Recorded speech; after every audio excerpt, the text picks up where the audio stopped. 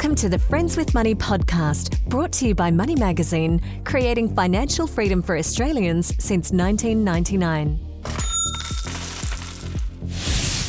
Hello, and welcome to the Friends with Money podcast, your weekly pod to help you save and make more money. My name is Michelle Baltazar. I'm the editor-in-chief here at Money Magazine. Thank you for joining us. Recently, I came across research from property group CoreLogic that once again proves that many property investors are feeling the pinch of the rate hikes. According to them, 1 in 6 units have been sold at a loss in the 3 months to March this year.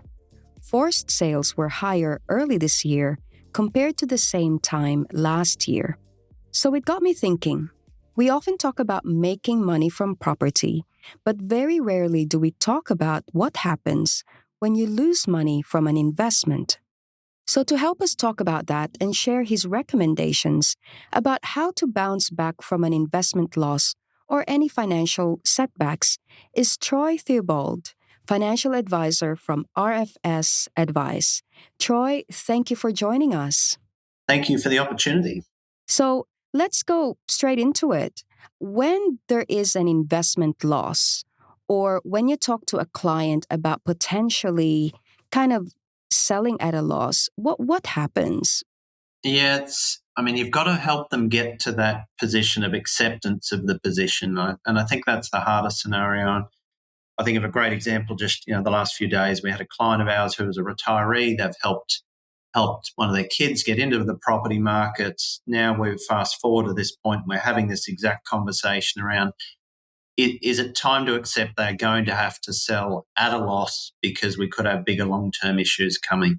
And you've got to help them get to the realisation of making the decision, because a lot of people will delay the decision. It's not a topic people want to do. It's hard. How do you actually reach out? People that may feel embarrassed, they don't want to share that with. Who do they share it with? And from our perspective, those conversations can be quite confronting, but you've really got to get to that core root of where we're at today.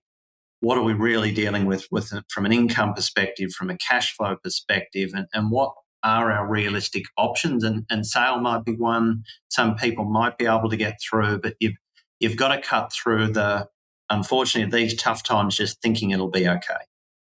Now, what are the reasons why someone would have to sell their property? Can't they I don't know, are there any other options? The hard part, you have a look at that, the number of interest rate increases, and people are coming off a scenario, and I do a monthly radio show there and talking to people. I just wanted to point out to that was that I was doing the research for it, and the interest rate cycle we're going into now is actually over history quite normal. The abnormal period was through COVID. That very low interest rate cycle, not just here but around the world, was set. Thinking in COVID, we all need that low interest rate to pay our bills, to get through, to cover that period. What happened was, I think it was the biggest case of probably FOMO investing around the world in history, because people borrowed more and more for larger properties. They were happy to take on more debt. And to your point there, Michelle, as they were going, well, all of my friends are making money out of property. It looked like a very simple decision and everything was swimming along. The issue is you still have to pay that loan back. You have to pay that back after you get to pay the tax man, you get to pay the bank, you get to live, and what's left over you have to pay the house or investment property off. So that's the very last component in what you have in your household. And the hard part is those interest rates have doubled or tripled. So in other words, someone was paying $500 a month and life was pretty simple. Now they're trying to pay $2,000 a month.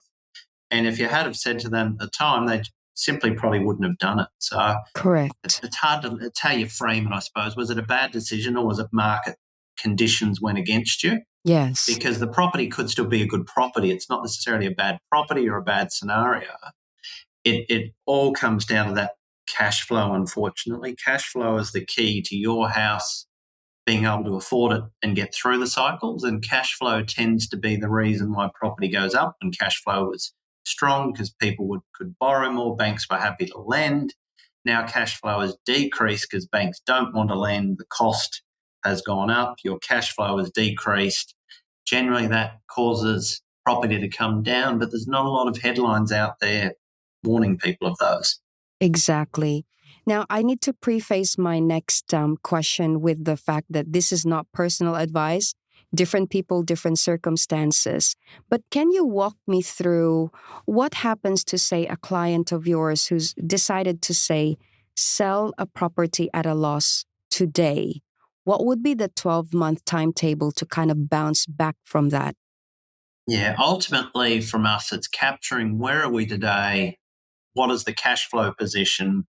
How long could we continue to ride through this, and what are our options? So if we look at that, cycles do pass. So it's getting them through that. Okay, we do see ups, we do see downs, and in all investments out there, whether it's shares or whether it's property there. So do they have the cash flow to get through? So that's the starting point. So where are we spending money? Are we going out to dinner 3 times a week, and we could be having coffee with friends?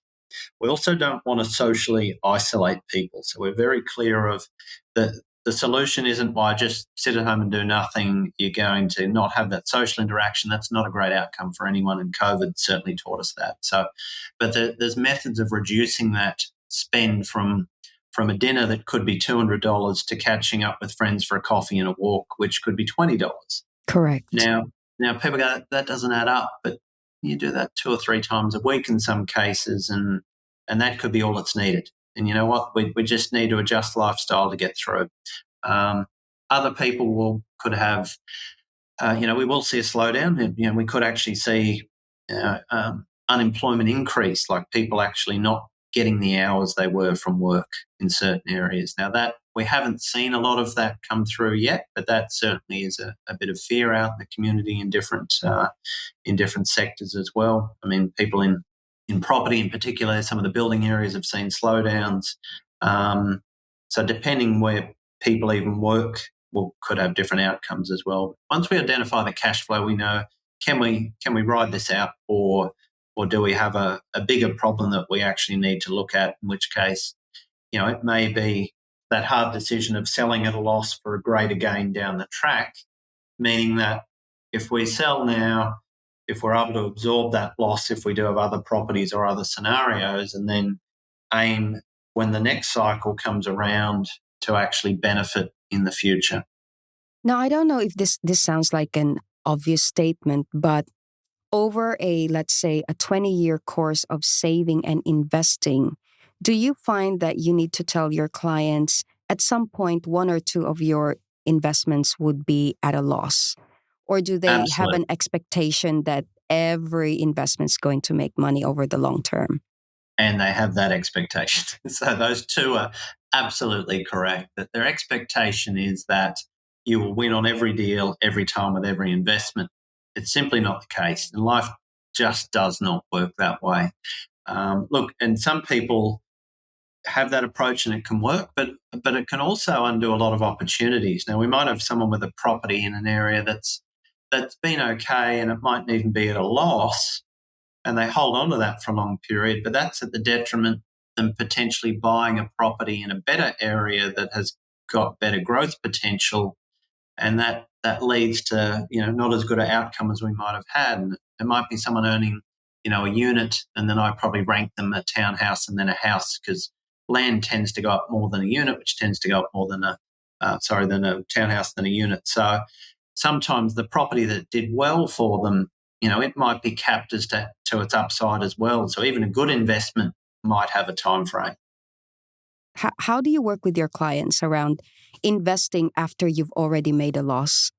Yeah, so whether it's shares, whether it's property, it's the same. So we call it anchoring in there, and we've done a lot of work ourselves. I put myself through the INSEAD program there of biases. So that's when you get prodded by academics and find out, we do have all these inside us. So you've just got to recognise, because everyone will have a different bias or a different scenario. So some people can have a loss and move on very quickly. Others will hold on to that. Oh, the property did that. I'm never buying another property. I had a horrible experience again. In reality, it could have just been that property, that location, and cycle and cash flow at that point in time in their life. That same property could have been bought 3 years later and done very well. So it's just not getting anchored to those decisions. And whether it's shares, whether it's property, any investments, it's that same scenario of that bias is very hard to get past in the future, because then they'll talk to people who have made money out of property, love property, and I hate everything else because I've done it well out of this. Well, their bias is the other way as well. So you have this positive bias. So it can be positive and negative, that scenario there, but it's just not being anchored on that past experience.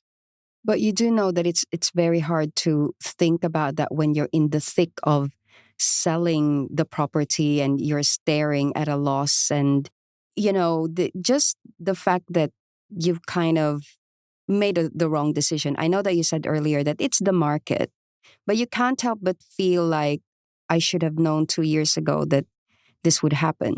It sounds irrational, but do you think those kind of conversations play in their heads? Oh, I'm sure it does, and it doesn't help it depending on the age of the client and the person giving the advice. So, like a lot of our retirees will go, well, we had 17%. What are they complaining about at 2, 3, 4, 5%?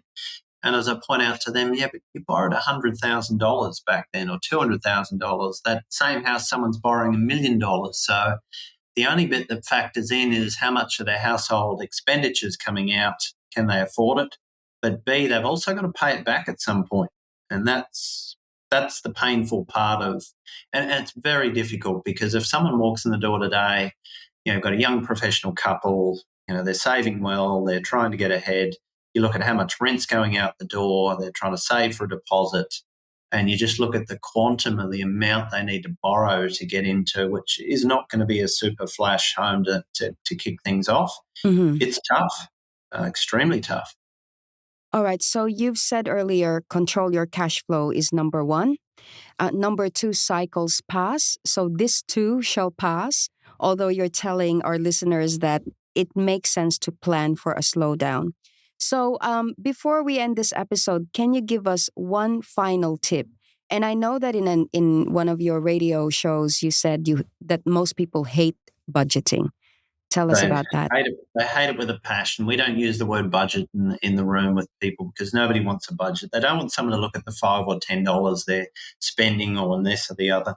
What we want to work on, what people need to look at, have a look at what was in your cash flow a month ago, a quarter ago, 6 months or 12 months ago. And that's the easiest way. If we know someone's getting ahead, did the home loan trend down or did it go up? If it went up, guess what? We're probably spending too much, or we have a cash flow problem. And that may help people identify earlier before it's a bigger issue. And the head in the sand doesn't work, unfortunately. It's being on the front foot, going to banks, trying to renegotiate rates, going to mortgage brokers, trying to get a better deal or a better rate. It's trying all of those things before we get to those bigger decisions. And then if we get to those bigger decisions, it's working through them. And then how do we come back from this? How do we come back stronger? Where do we need to get to so we never have this situation again? Thank you once again for your time, Troy. Appreciate it. Thank you. Happy to help. Before we go, don't forget that if you enjoy listening to the Friends with Money podcast, we'd love for you to recommend it to your own friends or family, or you can help us out by leaving a review on iTunes or the Apple Podcast app. You can also send in any questions, comments, or even topics you'd love for us to cover through our dedicated email, which is podcast@moneymag.com.au. Or if you have any more questions for Troy, look him up on his website, rfsadvice.com.au. And he's also got a monthly radio show where he talks more about investing and saving up for retirement. That's it for this episode. I'm Michelle Baltazar. Bye for now. Thanks for listening to the Friends with Money podcast. For credible, independent, and easy to understand financial commentary, visit moneymag.com.au. Please remember that the views and opinions expressed in this podcast are general in nature, and further independent advice and research based on your personal circumstances should be sought before making an investment decision.